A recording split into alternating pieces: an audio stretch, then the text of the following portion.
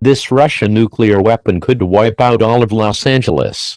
Within 5 miles of ground zero, everyone not killed by the blast and heat would receive a lethal dose of 500 grams of high-energy radiation.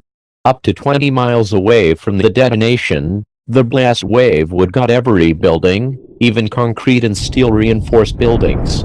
Maj. Andrei Dernovtsov, a Soviet Air Force pilot and commander of a Tu-95 Bear bomber, holds a dubious honor in the history of the Cold War. Dernovtsev flew the aircraft that dropped the most powerful nuclear bomb ever. It had an explosive force of 50 megatons, or more than 3,000 times more powerful than the Hiroshima weapon. Over the years, historians identified many names for the test bomb. Andrei Sakharov, one of the physicists who helped design it, simply called it the Big Bomb. Soviet Premier Nikita Khrushchev called it Kuzka's mother, a reference to an old Russian saying that means you are about to teach someone a harsh, unforgettable lesson. The Central Intelligence Agency blandly dubbed the test Jo-111. But a more popular name born out of Russian pride and sheer awe sums it all up, the Tsar Bomba, or the King of Bombs.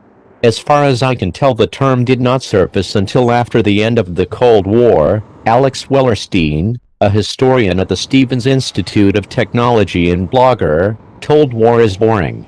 Before that it was just called the 50 megaton or 100 megaton bomb. I think we make a lot more of the Tsar Bomba today than any time other than the immediate period in which it was tested.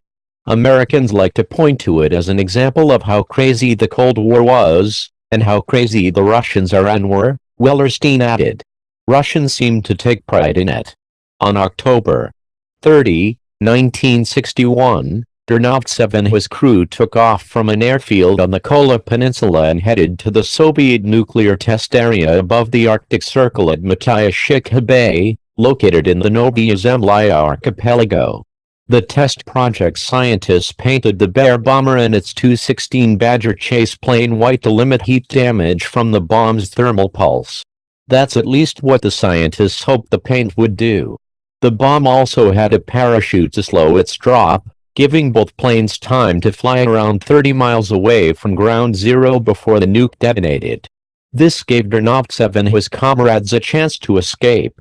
When the planes reached their destination at the predetermined altitude of 34,000 feet, he ordered the bomb dropped. The chute opened, and the bomb started its 3-minute descent to its detonation altitude 2.5 miles above the Earth. Dernovtsev pushed the throttles to the maximum. Then the bomb exploded. The blast broke windows more than 500 miles away. Witnesses saw the flash through heavy cloud cover more than 600 miles from the blast site. Its mushroom cloud boiled up into the atmosphere until it was 45 miles above ground zero, essentially, the lower boundaries of space. The top of the mushroom cloud spread out until it was 60 miles wide. The nuke's thermal pulse burned the paint off of both planes. And that was small compared to the Soviets' original plan. The designers originally intended the bomb to have a 100 megaton yield. They used a 3-stage tellur-ulam lithium dry-fuel configuration, similar to the thermonuclear device first demonstrated by the United States during the Castle Bravo shot. Concerns about fallout prompted Russian scientists to use lead tampers that dialed down the yield to half of the bomb's capabilities. Interestingly enough, Tsar Bomba was one of the cleanest nuclear weapons ever detonated, because the bomb's design eliminated 97% of the possible fallout. Even its size was monstrous. It was 26 feet long, about 7 feet in diameter, and weighed more than 60,000 pounds. So large it couldn't even fit inside of the bomb bay of the modified air bomber used to drop it. The Tsar Bomba was so big, it's doubtful whether it could ever have been a practical weapon delivered by a Soviet bomber.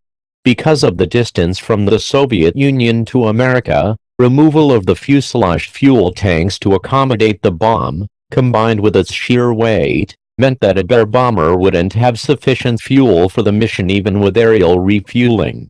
However, the CIA investigated whether the Soviets planned to place similar warheads on super-powerful intercontinental ballistic missiles that would target American cities. The reason was accuracy. Or rather, the lack thereof.